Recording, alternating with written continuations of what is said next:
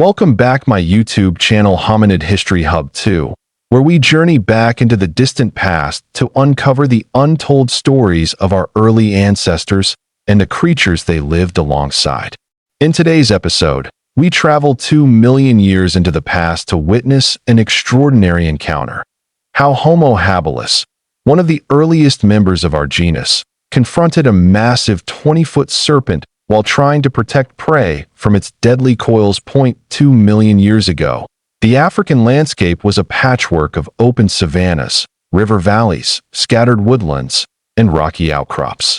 This was a dangerous world, filled with predators larger and stronger than humans, yet it was also the stage where our ancestors began to sharpen their skills of survival.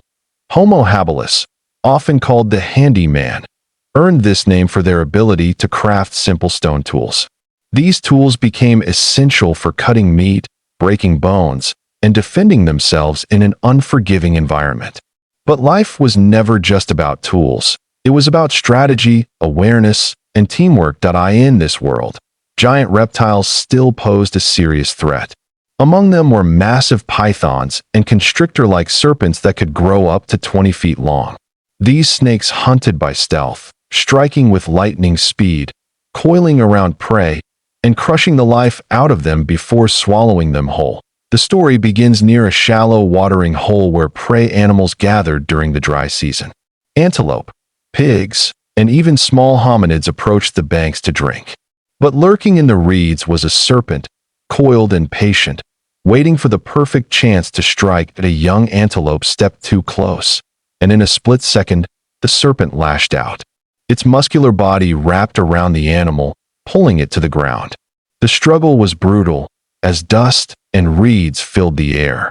The antelope's cries echoed across the valley. Nearby, a small band of Homo habilis observed the attack. They had been following the herd, looking for opportunities to scavenge. At first, they kept their distance, wary of the serpent's power. But then came a moment of decision, the chance to intervene. For Homo habilis, bravery was rarely about reckless action. It was about calculated risks. Protecting prey from such a predator meant not only gaining food, but also asserting control in a hostile environment. It was a test of courage, intelligence, and unity. Armed with sharp-edged stone flakes and sticks hardened in fire, the group approached cautiously. They circled the scene, shouting, throwing stones, and waving branches to distract the serpent. The noise was unlike anything the snake had ever encountered. The serpent loosened its coils slightly, confused by the growing commotion. At that moment, one member of the group darted forward, striking with a sharpened stone against the reptile's body. Another jabbed at its tail, forcing it to uncoil further. The battle was dangerous.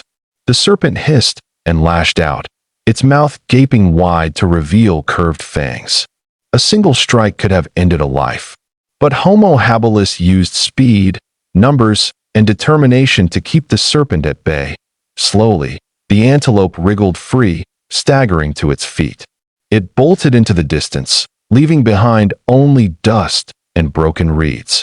The serpent, frustrated and wounded, retreated into the shadows, its hunt ruined by unlikely challengers. For Homo habilis, the victory was not about killing the serpent, but about survival and opportunity. They had learned that even the most fearsome predator could be challenged through courage, tools, and cooperation. This event highlights a deeper truth about early humanity. Unlike lions, crocodiles, or snakes, humans lacked claws, fangs, or overwhelming strength. Instead, their greatest weapon was unity. Together, they could drive off enemies and protect resources.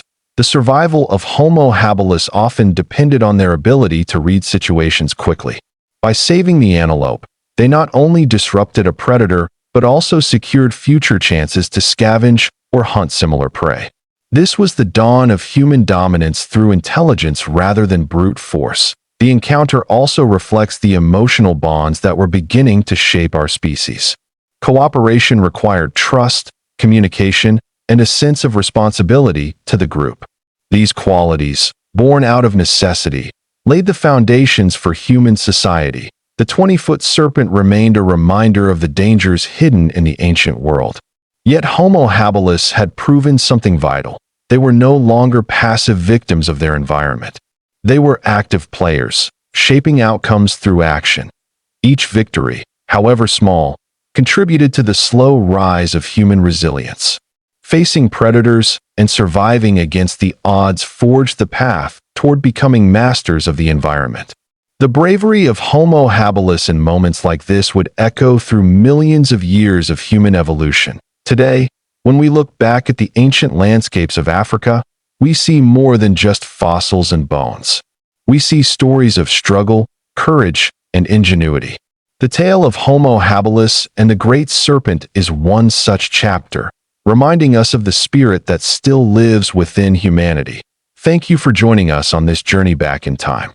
Be sure to stay with Hominid History Hub 2 for more explorations of early human life and their encounters with prehistoric creatures. Until next time, remember, our story began with survival, courage, and the will to stand against the impossible.